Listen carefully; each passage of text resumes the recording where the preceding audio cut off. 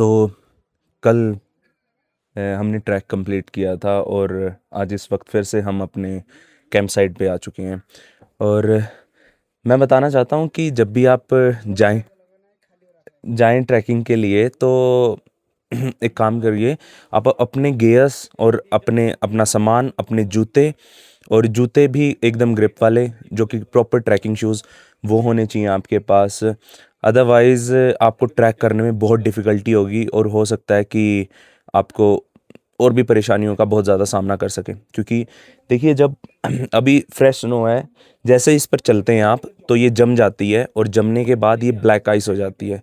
फिर फिसलन बहुत ज़्यादा हो जाती है। उस पे चल ऊपर चढ़ना भी और नीचे उतरना ज़्यादा मुश्किल हो जाता है क्योंकि फिसलन हो जाती है और पैरों में ग्रिप नहीं बन पाती, इस पे जूतों में ग्रिप नहीं बन पाती है।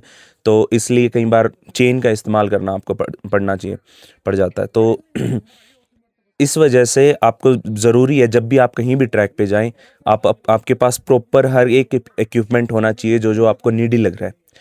और जैसे मैंने आपको कल बताया था कि फ़िटनेस बहुत ज़रूरी है। इसी वजह से आप अपने आप को फिज़िकल फिट रखिए। अदरवाइज़ आपको ट्रैक करने में एक्सट्रीम प्रॉब्लम हो सकती है। हो सकता है आपको ऑक्सीजन की कमी महसूस हो सकता है कि आप चल भी ना पाएँ। आप थोड़ी दूर चलें फिर थकान जल्दी महसूस हो, थोड़ी देर चलें फिर हो सकता है आप गिव अप कर दें। तो इसलिए फ़िटनेस बहुत ज़रूरी है। अच्छा खाना बहुत ज़रूरी है। जब भी आप पहाड़ों पे आएँ इधर, जब भी आप रास्ते से भी आ रहे हैं तो अवॉइड करें कि आप कुछ भी ऑयली फूड ना खाएँ। थोड़ा सा बेटर फूड खाएं। नॉर्मल आप राइस या रोटी चावल खा सकते हैं। अगर आप कोई भी फास्ट फूड खाते हैं तो वो आपकी हेल्थ पे भी इम्पैक्ट करेगा और वो फिर आपको जाने में भी, ट्रैक पे भी इम्पैक्ट बहुत ज़्यादा करेगा। इस वजह से तो बने रहिए साथ में।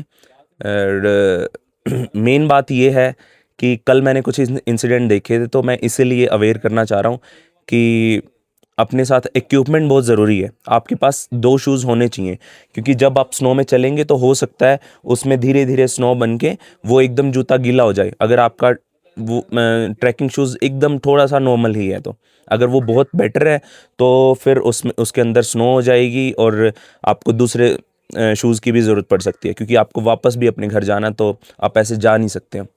प्रॉपर एकदम जैकेट्स, आपके पास अच्छी जैकेट्स होनी चाहिए, इक्विपमेंट होने चाहिए। ये बहुत ज़्यादा ज़रूरी है, स्पेशली कहीं भी ट्रैकिंग के लिए आए।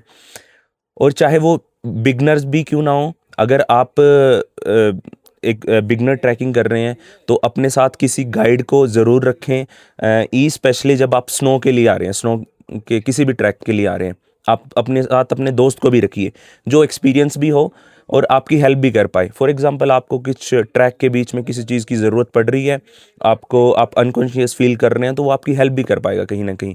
या आप कहीं गिर गए हैं या कुछ भी हो सकता है ऐसे ट्रैक्स पे। तो ये बहुत ज़रूरी है कि किसी को अपने साथ लेके आएँ। आप सोलो तभी करें जब आप बहुत ज़्यादा कॉन्फिडेंट हैं या आप थोड़े से ज़्यादा एक्सपीरियंस है इस काम में।